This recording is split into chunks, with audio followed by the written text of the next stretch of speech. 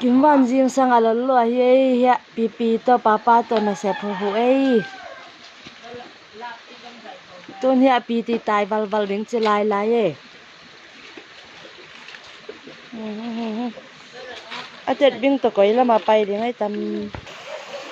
jing sang kho bang ma khapi rong ho bem bel vale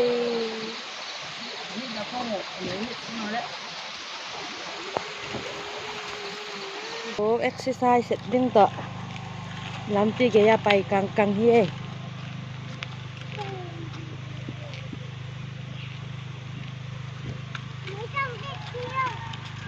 khwa ki munai lo in tai chal chal tai wa ole